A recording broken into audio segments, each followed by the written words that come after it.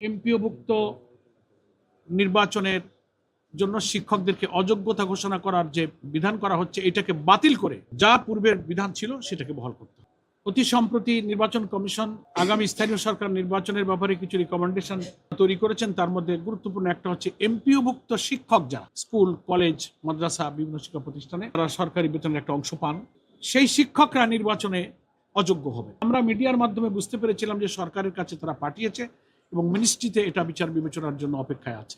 আজকে ওনারা এটা স্বীকার করলেন যে হ্যাঁ, আমরা এটা রিকমেন্ডেশনে আমরা একমত হয়েছি, সেটা এখনো আমরা সরকারের কাছে পাঠাইনি, এই কথাটা ওনারা আজকে বললেন। তো ওনারা মুখের পরে চিফ ইলেকশন কমিশনারের উপস্থিতিতে কথা বললে তো এটাই আমরা বিশ্বাস করলাম।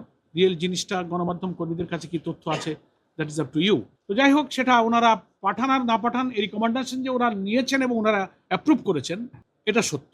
আমরা এটারও তীব্র আপত্তি জানিয়েছি এবং আমরা এখানে সাংবিধানিক অনেক প্রশ্ন তুলেছি।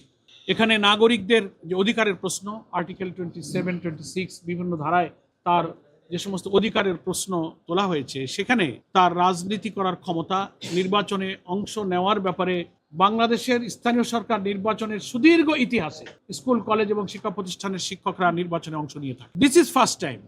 এমন কি হলো এবং without any discussion with the stakeholder. আমরা তো আশা করেছিলাম যে নির্বাচনে কোনো পলিসি নীতি নির্ধারণ করতে গেলে সাধারণত সেটা ন্যাশনাল ইলেকশন হোক, লোকাল গভর্নমেন্ট ইলেকশন হোক, সাধারণত পলিটিক্যাল পার্টি বা স্টেক হোল্ডার ওনারা মত বিনিময় করেন, কোনো রকম আলোচনা ছাড়াই ওনারা একটা রিকমেন্ডেশন করে সরকারকে ওনারা দিয়ে দেবেন।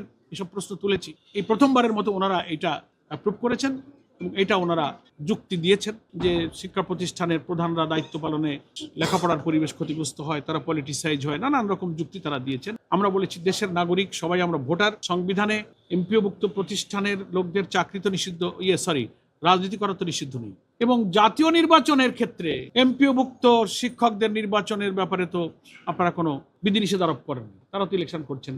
প্রশ্ন করলাম যে সেটা কি আপনারা করেছেন? বল না, আমরা শুধু লোকাল গভর্নমেন্ট ইলেকশনের জন্য এই নীতিমালাটা অ্যাপ্রুভ করেছি। তাহলে কি হলো? এটা দ্বৈততা, দ্বিচারিতা, বৈষম্য হলো না? একটা ইলেকশন করতে পারবে আর একটা পারবে। এই যে একটা বৈষম্য সংবিধানে নাগরিক অধিকারের ক্ষেত্রে, নির্বাচনের ক্ষেত্রে, রাজনীতির ক্ষেত্রে প্রত্যেক সিটিজেনের যে সাংবিধানিক অধিকার নিশ্চিত করা হয়েছে, এটা তার আপনারা এটা রিভিউ করেন, আপনারা নির্বাচন কমিশনের মিটিংয়ে এটা পুনরায় বিবেচনা করে এটাকে আপনারা বাতিল করেন, সরকারের কাছে আপনারা এটা বলতে পারেন। এইসব বিষয়গুলো তুলেছি। তো একটা হলো শামসুল আলম সাহেবের নিয়োগ বাতিল, দুই হলো এমপিওভুক্ত নির্বাচনের জন্য শিক্ষকদেরকে অযোগ্যতা ঘোষণা করার যে বিধান করা হচ্ছে এটাকে বাতিল করে যা পূর্বের বিধান ছিল সেটাকে বহাল করতে হবে।